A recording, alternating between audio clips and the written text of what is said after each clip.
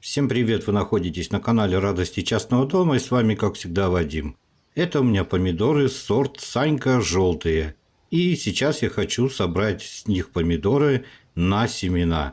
Семена надо брать с кустов, которые у нас не болели, которые у нас здоровые, хорошие, крепкие. С кустов, на которых очень много плодов. Вот с таких вот мы и берем помидоры на семена. Я, конечно, насмотрелся на ютубе, насмеялся вдоволь.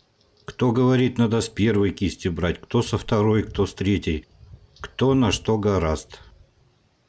Вот мои томаты, с которых я буду собирать семена. Это у меня сорта розовый, Санька желтый, красный, новичок. И свои сорт точно уже не знаю. Мама, конечно, название просто-напросто не помнит. И я их собрал дней 5 назад. Я их оставил на дозаривание, и теперь они стали мягкие такие, то есть они переспелые. Вот с таких вот томатов надо и собирать семена. Сильно передерживать томаты ни в коем случае нельзя, так как семена могут внутри помидора начать расти. Сегодня решила моя мама показывать вам мастер-класс. И, как видите, она разрезает помидор поперек. Мы семена берем только с верхней части помидора. С нижней части, там, где расположена у нас плодоножка, мы семена не собираем, только с верхней. Этот способ описывался еще в книге «Полезные советы» в советское время. И тогда, помните, выписывали журналы «Сад и огород», «Садоводство». Разные были журналы, и вот в них были описаны именно вот этот вот способ. Чем хорош этот способ? Во-первых, схожесть семян стопроцентная. Если вы будете брать со стороны плодоножки, то у вас вероятность уже снижается. Второе, из верхней части томата семена меньше подвержены заболеваниям. Плюс снижается вероятность переноса каких-либо заболеваний на следующий год. Семена мы собрали, обязательно их подписываем, чтобы потом в дальнейшем не запутаться. И теперь даем им забродить.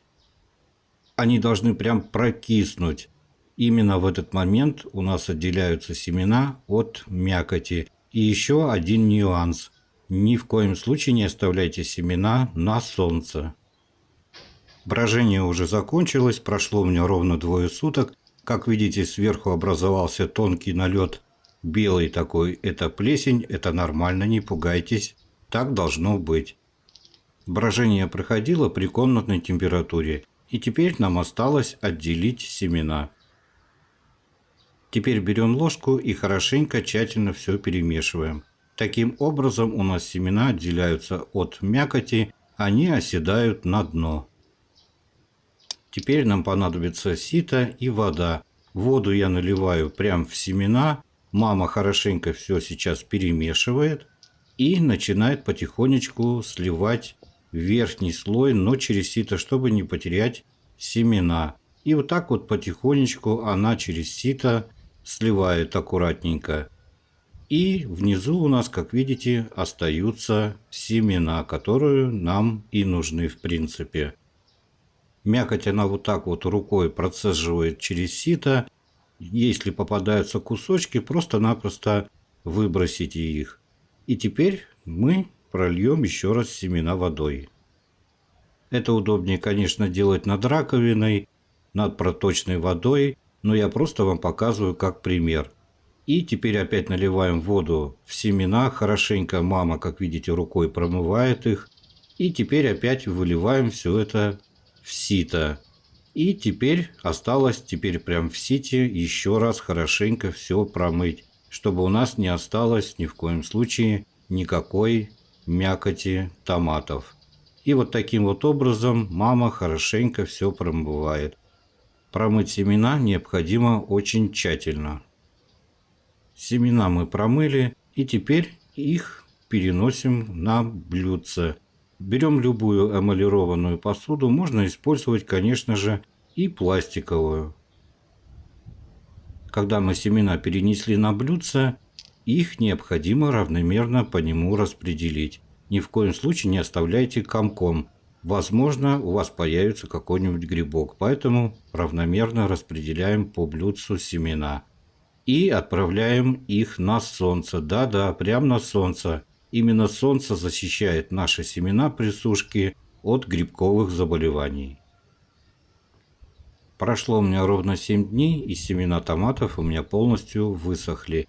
Не спешите убирать с подоконника солнышко семена, пусть они хорошенько просохнут. И тогда они будут лучше храниться. Хранить я рекомендую в спичечном коробке.